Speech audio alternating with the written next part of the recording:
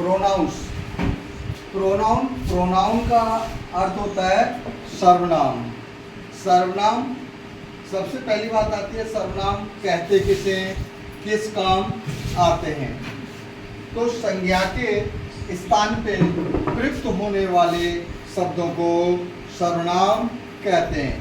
English में कहें तो the word that is used in place of noun that is called pronoun. या हम छोटे छोटे बच्चों के रूप में इस प्रकार कह सकते हैं, संज्ञा बदले आवे काम, नाम उसी का है सर्वनाम। अब प्रोनाउंस, आज हम आपको प्रोनाउंस के पर्सनल एंड रिलेटिव प्रोनाउन के बारे में बता रहे हैं। Personal and relative pronoun. Personal pronoun के 3 पर्सन होते हैं। पर्सनल प्रोनाउन के 3 पर्सन होते हैं या 3 रूप होते हैं। First person pronoun, second person pronoun और third person pronoun. First person, second person, third person pronoun. अब नीचे जैसा कि हमने एक तालिका बनाई है, केस पर्सन मतलब किस रूप का है, first person, second person, third person. फिर दूसरे सीरियल में है नॉमिनेटिव केस, नॉमिनेटिव। इस नॉमिनेटिव को ही हम सब्जेक्टिव केस भी कहते हैं। इट मीन्स जो सब्जेक्ट होता है उसे ही हम नॉमिनेटिव भी कहते हैं। फिर आ रहा है पजेसिव प्रोनाउन, पजेसिव प्रोनाउन। और उसके बाद आ रहा है ऑब्जेक्टिव प्रोनाउन, ऑब्जेक्टिव प्रोनाउन। तो देखिए फर्स्ट पर्सन प्रोनाउन के रूप होते हैं आई और वी। तो इसका रूप इस प्रकार होगा, I, my, mine, me, we, our, ours, us. Second person में होता है you, your, yours, you. Third person pronoun he, she, it, they. His, her, it, its, their, theirs. Him, her, it, them. तो हमने ये जो अभी आपको pronounce की टेबल बताई है और प्रोनाउंस के 3 रूप आते हैं। ये प्रोनाउन हमें अंग्रेजी की सेंटेंस लिखने के लिए या हम अंग्रेजी जब लिखते हैं तो इनका रूप किस प्रकार सही लिखा जाए, ये उसमें काम आते हैं। फॉर एग्जाम्पल कई प्रोनाउन अगर एक साथ आ जाते हैं, जैसे कि आई, वी, यू और ही। एक ही सेंटेंस के अंदर आई, वी, यू, ही आ रहा है या ऐसा आ रहा है वी, यू, वी, यू और सी। तो अब हम ये कैसे मालूम करें कि पहले किसका प्रयोग किया जाएगा। जैसे आई, वी, यू एक ही वाक्य में है और क्रम से हैं, एंड से जुड़ रहे हैं, तो हम ये कैसे मालूम करें कि किसमें क्या आता है। जैसे आई पहले आएगा या यू पहले आएगा या वी या ही। तो जिस प्रकार प्रोनाउन के 3 रूप होते हैं, फर्स्ट पर्सन, सेकंड पर्सन, इसे हम अंग्रेजी के 123 के रूप में याद कर लेते हैं। ये 123 में होते हैं, सीरियल नंबर 123 है।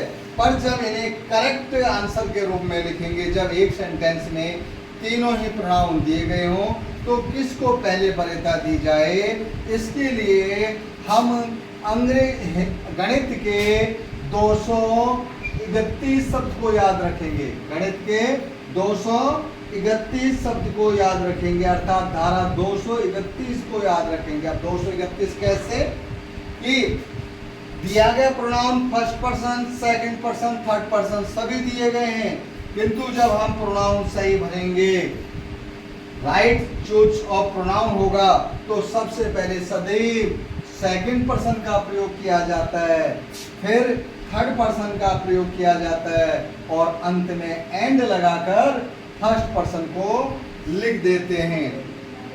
अंत में एंड लगाकर फर्स्ट पर्सन को लिख देते हैं।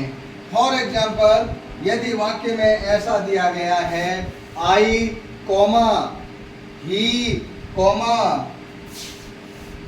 आई comma he comma and you went there, इस प्रकार का लिखा हुआ है वेंट देयर, तो आई ही और बी में से किस प्रकार में चुनेंगे? तो सबसे पहले आएगा you comma he and I went there, ये आपका सही सेंटेंस होगा। ये तो हो गया आपको पर्सनल प्रोनाउन। अब हम आपको बता रहे हैं रिलेटिव प्रोनाउन। रिलेटिव प्रोनाउन, मुख्य रिलेटिव प्रोनाउन होते हैं हु, whom, whose, which और that। इनको एक्सप्लेन करने के लिए हमें पर्सनल प्रोनाउन की सहायता लेनी पड़ती है। अब जैसे कि पहला है हु, पहला रिलेटिव प्रोनाउन है हु। हु का अर्थ होता है कौन, हु का अर्थ होता है कौन, और हु का प्रयोग सब्जेक्ट के लिए किया जाता है। हु का अर्थ होता है कौन, हु का प्रयोग सब्जेक्ट के लिए किया जाता है। जब हम रिलेटिव प्रोनाउन हु का प्रयोग करते हैं तो उस वाक्य में जो सब्जेक्ट या कर्ता होता है उस सब्जेक्ट या कर्ता को हटाकर उसके स्थान पे हम हु का प्रयोग करते हैं। जैसे कि Ram went to school, Ram went to school। अगर हमें क्वेश्चन पेपर में पूछा जाए कि यूज हु या यूज रिलेटिव प्रोनाउन, अगर हु दे रहा है तो ऑटोमेटिक कर देंगे, केवल राम को हटाना। और अगर लिख दिया यूज रिलेटिव प्रोनाउन तो स्टूडेंट कंफ्यूजन में पड़ जाएंगे कि हु लिखें, हुम लिखें, हुज लिखें, विच लिखें, दैट कौन सा लिखें। पर जब हम आपको पढ़ा रहे हैं तो हम आपको गारंटी दे रहे हैं कि जिस नेम से हम यहाँ व्यक्त कर रहे हैं उस नेमों को आप रट लें, तो आपका जिंदगी में कभी भी रिलेटिव प्रोनाउन गलत नहीं हो सकता। जैसे कि मैंने लिखा हु, हु का अर्थ होता है कौन, इसका प्रयोग सब्जेक्ट के लिए किया जाता है, और बताया था कि इसके प्रयोग में हम सब्जेक्ट या कर्ता को हटा देते हैं। तो देखो क्वेश्चन है राम वेंट टू स्कूल, इस वाक्य में सब्जेक्ट क्या है? राम, और नेम क्या कहता था? सब्जेक्ट को हटा देते हैं। तो हम क्या करेंगे, इस राम को हमने यहाँ से हटा दिया और सीधा यहाँ लिख दिया जाएगा who went to school, who went to school, ये वाक्य बन गया हु वेंट टू स्कूल। अब नेक्स्ट आता है whom, relative pronoun whom, relative pronoun whom। whom का अर्थ होता है कौन का, whom का अर्थ होता है कौन का, और यह सदैव ऑब्जेक्ट के लिए प्रयोग किया जाता है। whom का अर्थ होता है कौन का, यह सदैव ऑब्जेक्ट के लिए प्रयोग किया जाता है। इसलिए जब हम whom का प्रयोग करेंगे, रिलेटिव प्रोनाउन whom का प्रयोग करेंगे, तो वाक्य में दिए गए रिलेटिव प्रोनाउन के लिए जो वहाँ पे पर्सनल प्रोनाउन दिया गया है उसके ऑब्जेक्ट को हटा देते हैं, उसके ऑब्जेक्ट को हटा देते हैं और उसके स्थान पे whom का प्रयोग कर देते हैं। और कभी कभी इन रिलेटिव प्रोनाउन को सब्जेक्ट वाक्य के प्रारंभ में भी लिख देते हैं। जब वाक्य के प्रारंभ में लिखेंगे तो वाक्य के अंत में इंटरोगेटिव मार्क्स लगाना होगा, प्रश्नवाचक चिन्ह लगाना होता है।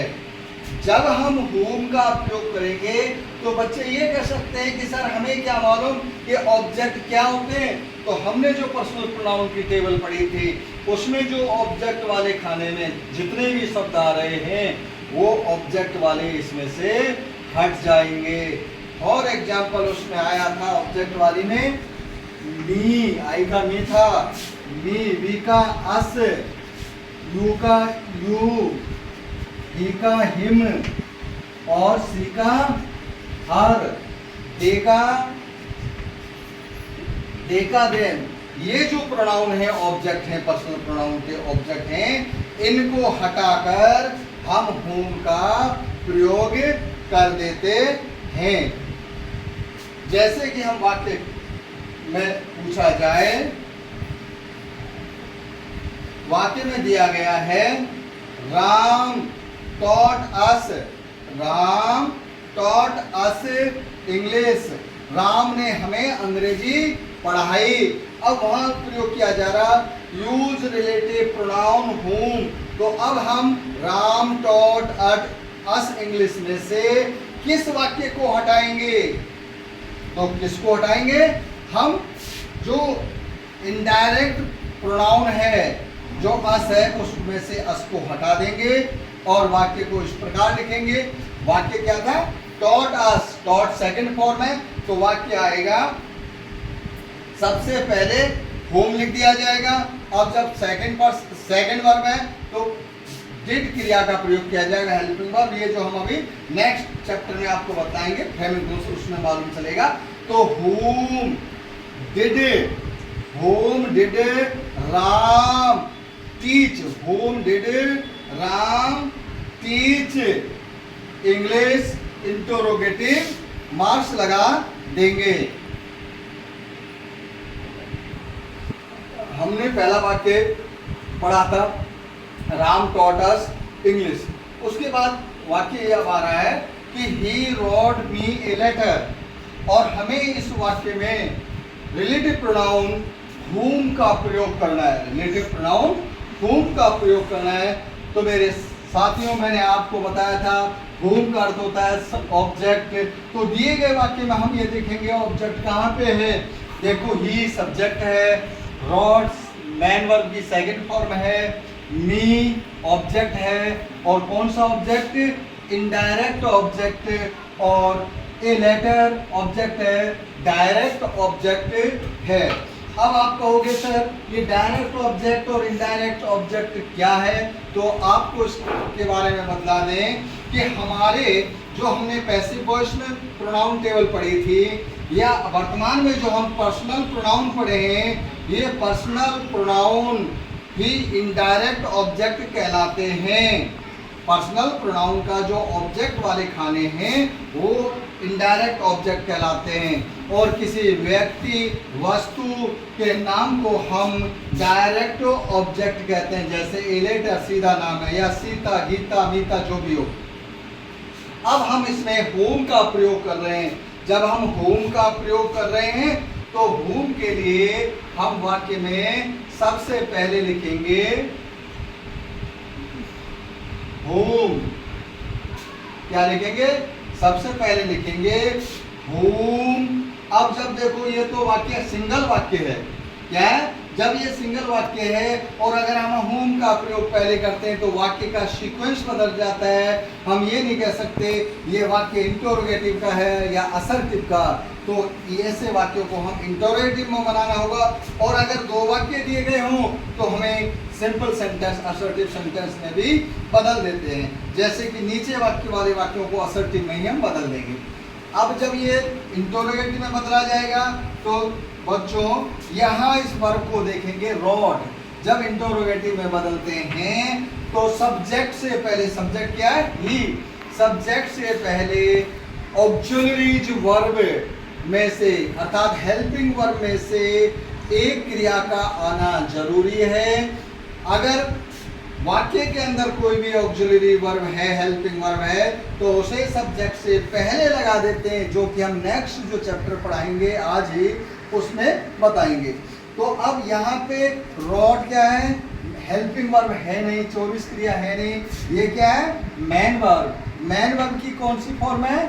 सेकंड फॉर्म, पास्ट टेंस की। जब पास्ट टेंस की है तो बच्चों एक नेम पढ़ेंगे हम आगे कि जब हेल्पिंग वर्ब न हो तो डू डज डिड से प्रश्नवाचक बनाया जाता है। डू से फर्स्ट फॉर्म के लिए, डज से फर्स्ट फॉर्म एक वचन के लिए और डिड से पास्ट टेंस का बनता है। अब जब ये पास्ट टेंस का है तो हम यहाँ लिख देंगे whom did he, whom did he। जब यहाँ डिड लग गया तो यहाँ फर्स्ट फॉर्म आ जाएगी। आप कह सकते हो ये फर्स्ट फॉर्म क्यों आ जाएगी? ये फर्स्ट फॉर्म इसलिए आ जाएगी कि एक म्यान में दो तलवार नहीं रह सकती, एक वाक्य में दो पास्ट टेंस नहीं रह सकते। हेल्पिंग वर्ब भी पास्ट हो और मेन वर्ब भी पास्ट हो, ऐसा कभी भी नहीं होगा। तो whom did he write, whom did he write ये लिख दिया गया। अब हमने बताया था whom के प्रयोग में ऑब्जेक्ट को हटा देते हैं तो ये मी हट जाएगा। whom did he write a letter, a letter और प्रश्नवाचक चिन्ह लग जाएगा। ये आपका सही रिलेटिव प्रोनाउन का प्रयोग हो गया whom का।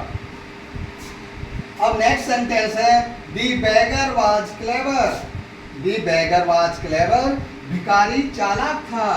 You saw him yesterday और कौन सा भिखारी? जिस भिखारी को तुमने कल देखा था। अब इसमें हमें रिलेटिव प्रोनाउन whom का प्रयोग करना है। जब साथियों whom का प्रयोग करना है तो दोनों वाक्यों में देखो कि whom के प्रयोग के लिए ऑब्जेक्ट होना जरूरी है। क्या पहले वाक्य में whom के लिए रिलेटिव ऑब्जेक्ट है? नहीं है, क्योंकि ये beggar सब्जेक्ट हो गया, was हेल्पिंग वर्ब हो गई और क्लेवर एडजेक्टिव हो गया। दूसरा इसका भाग यू, ये यू सब्जेक्ट हो गया, सा सेकंड फॉर्म हो गई और हिम ये ऑब्जेक्ट आ गया। जब ये हिम ऑब्जेक्ट आ गया तो इस वाक्य से पहले होम का प्रयोग होगा, क्योंकि हम साधारण असर्टिव वाक्य में उत्तर दे रहे हैं, दो वाक्यों को जोड़ रहे हैं जो कनेक्टिव के रूप में भी काम आते हैं। और इनको अगर समझ लेते हो तो आप जो कनेक्टिव या कंजक्शन पढ़ोगे उसमें भी आपको ये काम आएगा। या एक अगला चैप्टर पढ़ोगे आप क्लॉज, जो सबऑर्डिनेट क्लॉज पढ़ोगे उनमें आपको इन प्रोनाउन का प्रयोग किया जाएगा। तो ये जो हिम यहाँ से हट जाएगा, यस्टरडे एडवर्ब हो गया। तो देखो मैं बोल कर ही बतला रहा हूँ, इस प्रकार आएगा दी beggar was clever, the beggar was clever। इस फुल स्टॉप को हटा देंगे और यहाँ पे लिख देंगे whom, the beggar was clever whom you saw him हट गया, ये him हट गया, सा yesterday और फुल स्टॉप। तो आपका आंसर हुआ दी beggar was clever whom you saw yesterday। Next sentence है दिस इज द गर्ल, यह लड़की है। दी टीचर गेव हर ए प्राइज, यह लड़की है जिसको अध्यापक ने एक पारितोषिक दिया। तो देखो कौन से वाक्य से पहले मतलब होम का प्रयोग किया जाएगा? उस वाक्य से पहले किया जाएगा जिसमें ऑब्जेक्ट दिया गया हो। तो पहले वाक्य दिस इज ए गर्ल में तो ऑब्जेक्ट है नहीं, ऑब्जेक्ट है पर ऑब्जेक्ट कैसा है? दी गर्ल डायरेक्ट ऑब्जेक्ट है, दी गर्ल डायरेक्ट ऑब्जेक्ट है, जबकि हमें इनडायरेक्ट ऑब्जेक्ट चाहिए। दी टीचर गेव हर ए प्राइज, और दूसरे वाक्य में देखो ये हर आ गया और ये क्या है? इनडायरेक्ट ऑब्जेक्ट है। तो आपका आंसर होगा, इस हर को हटा देंगे और दोनों वाक्यों के बीच में अर्थात पहले वाक्य के फुल स्टॉप को हटाकर होम लिखेंगे। वाक्य बनेगा this is the girl whom the teacher gave a prize और आपका आंसर कंप्लीट हुआ। खोज। अब नेक्स्ट रिलेटिव प्रोनाउन आता है खोज। रिलेटिव प्रोनाउन खोज के लिए हमें संबंधवाचक शब्दों को, खोज के लिए संबंधवाचक शब्दों को हटा देते हैं और उनके स्थान पे खोज का प्रयोग करते हैं। और खोज का हिंदी में अर्थ होता है कौन का, कौन के, किसका, किसकी। अब आप कहोगे कि खोज में संबंधवाचक शब्द कौन से होते हैं सर जी? उसी प्रकार बताइए जैसे कि होम में आपने डेफिनेट बताया था, इन शब्दों को हटा दिया जाता है। तो मेरे स्टूडेंट्स, हम जो वाक्य के अंदर माई, हिज, हर, योर, आवर, ये जो शब्द आएंगे इन शब्दों को हटा देंगे। अब इन शब्दों को तो हटा देंगे, पर इन शब्दों के साथ जो संबंधवाचक शब्द दिया गया होगा, जो रिलेशन दिया गया होगा, उस रिलेशन को नहीं हटाएंगे।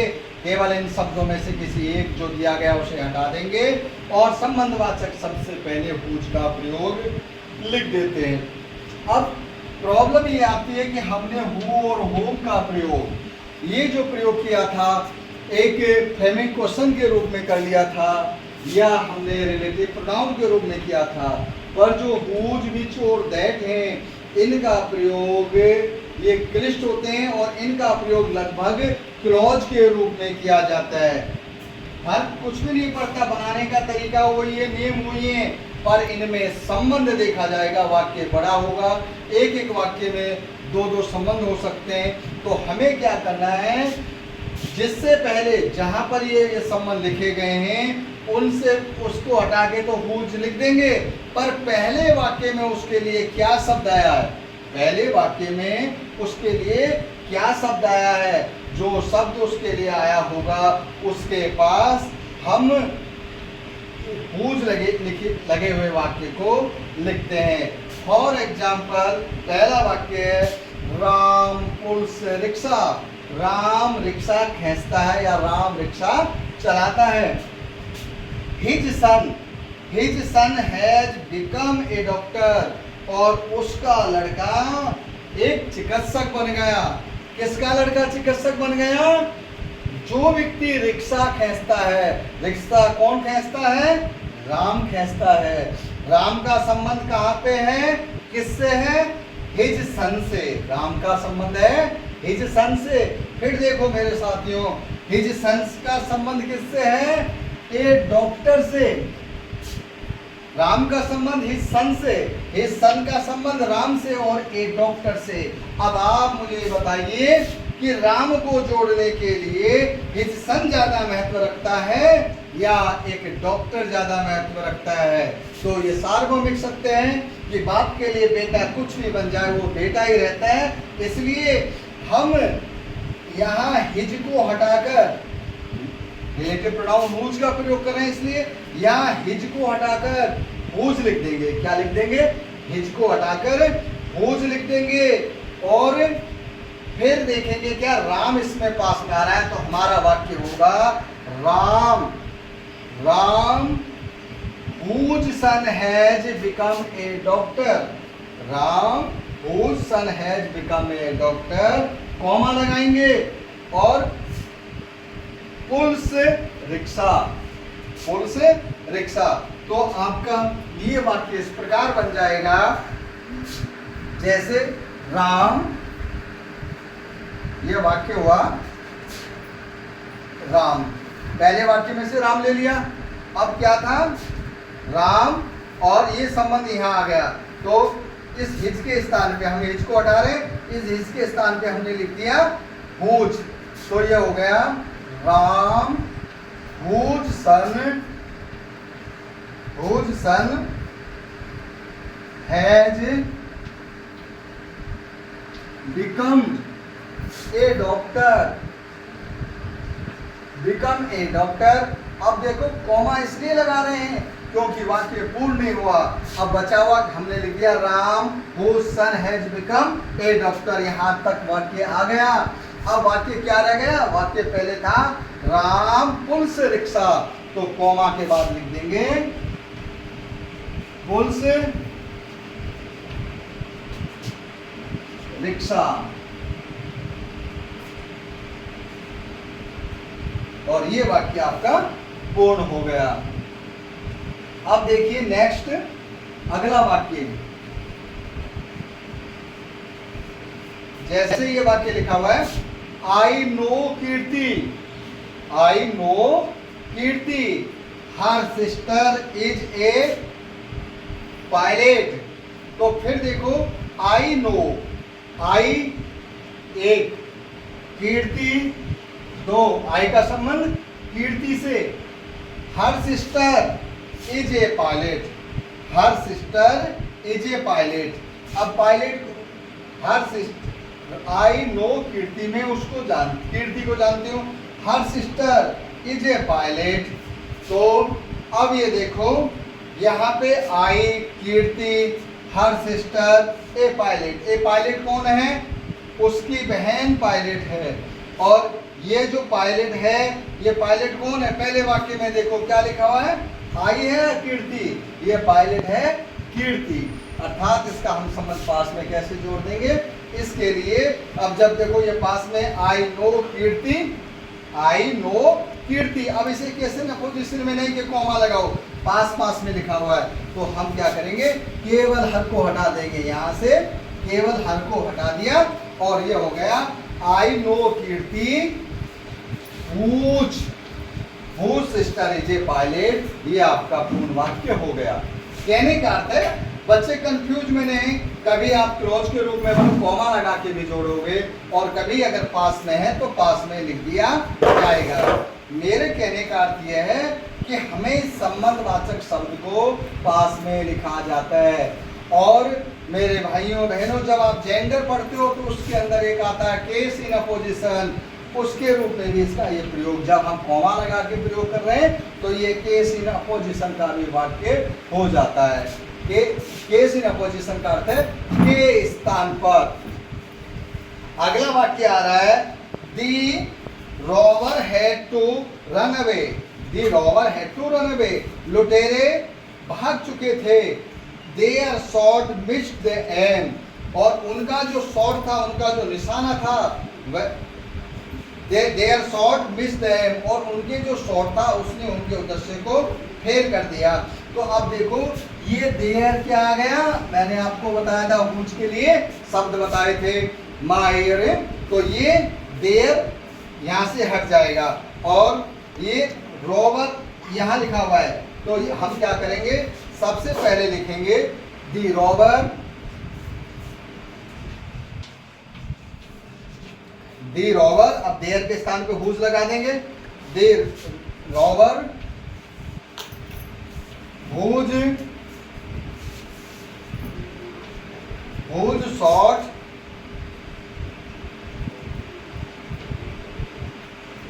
Shot missed the aim, the aim. अब कॉमा लगाएंगे, बचा हुआ वाक्य लिखेंगे। बचा हुआ वाक्य है had to run away,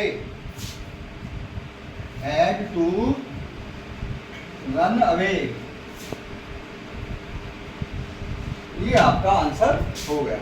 relative pronoun which, relative pronoun which का प्रयोग निर्जीव वस्तुओं के लिए किया जाता है, निर्जीव वस्तुओं के लिए किया जाता है, तथा इसके प्रयोग में निर्जीव वस्तुओं या किसी वस्तुओं को या रिलेटिव प्रोनाउन इट, इट्स आदि को हटा दिया जाता है।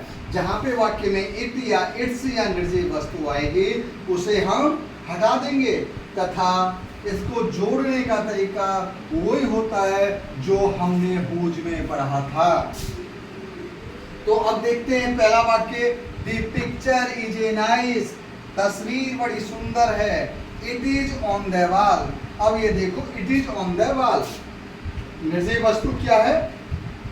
द पिक्चर, और इट, पिक्चर का संबंध किससे है? इट का।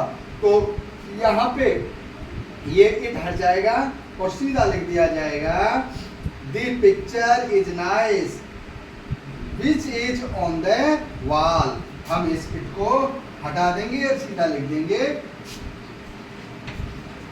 Which is on the wall. और यदि इसे हम क्लॉज के रूप में पढ़ें तब इस प्रकार लिखा जाएगा the picture which is on the wall, comma is nice. और हम क्यों लपड़े में पढ़ें जब इजीली ये जुड़ रहा है? तो ये हो गया the picture is nice which is on the wall. Next sentence है दिस इज द हॉर्स, ये है एक घोड़ा है, इट वन द रेस, और इसने दौड़ को जीता। अब दिस और हॉर्स एक ही हो गए। दूसरे वाक्य में इस हॉर्स का संबंध किससे है? इट से, पास में आ रहा है, तो यहाँ हम करेंगे इट को हटा देंगे और इट को हटाकर केवल हम लिख देंगे विच। विच, तो ये सेंटेंस हो गया this is the horse which won the race, which won the race. Next है one day a thief stole the bell, एक दिन एक चोर ने घंटी को चुरा लिया। It was made of brass, अब जिस घंटी को चुराया था उसका संबंध किससे? इट से, और इट से ये किसकी बनी हुई है? ब्रास, तांबे की बनी हुई है, पीतल की।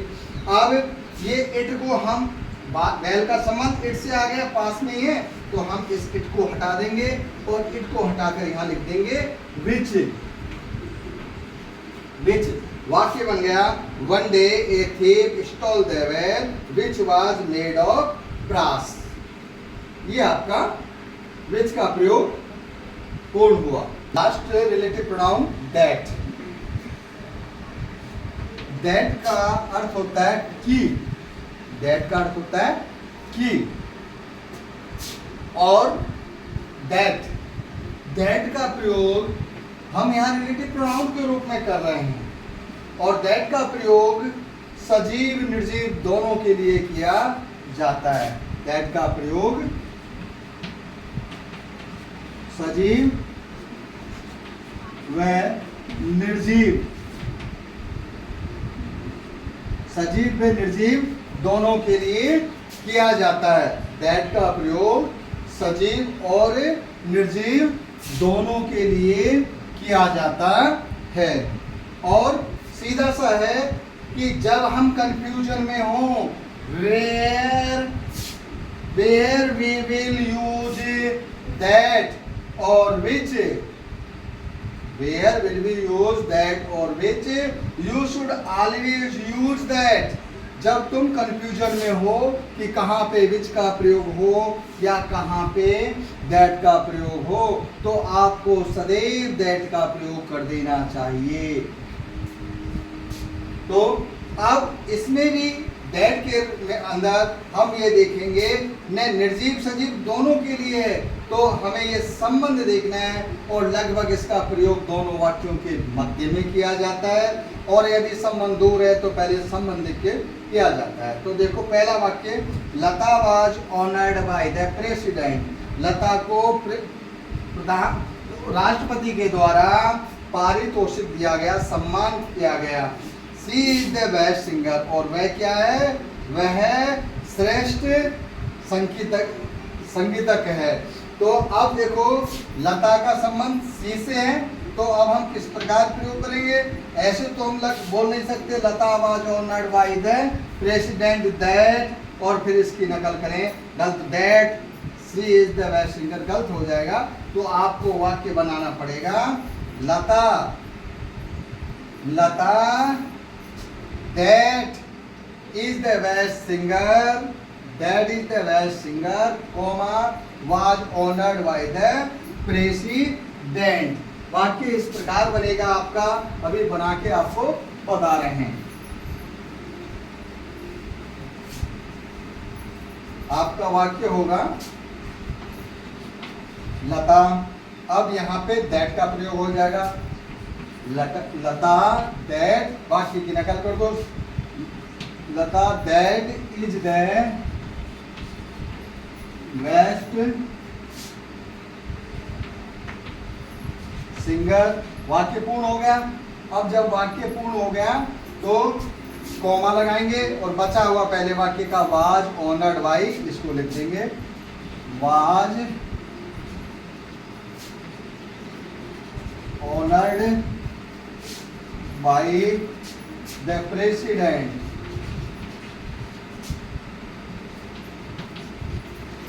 प्रेसिडेंट। अगला वाक्य है आपका दिस इज द हॉर्स ये घोड़ा है, हरी बिल्ट इट। ये this is the house, this is the house, यह घर है, हरी बिल्ट इट, ये घर है और हरीश ने इसको बनाया। तो अब देखो, अब संबंध किस प्रकार लिखा जाए, क्योंकि दिस हाउस और इट का संबंध है, दिस हाउस और इट का संबंध है, तो किस प्रकार इसे लिखा जाए, किस प्रकार इसे लिखा जाए, तो ये होगा, इट को हट जाएगा और ये हाउस से जोड़ा जाएगा। This is the house that Hari built, that Hari built. तो केवल हम क्या कर देंगे, यहाँ दैट लगा देंगे। This is the house that Hari built, और वाक्य में से इट हट जाएगा क्योंकि इट दैट के लिए आई, वाक्य बन गया this is the house that Hari built. ये आपके रिलेटिव प्रोनाउन और पर्सनल प्रोनाउन कंप्लीट होते हैं।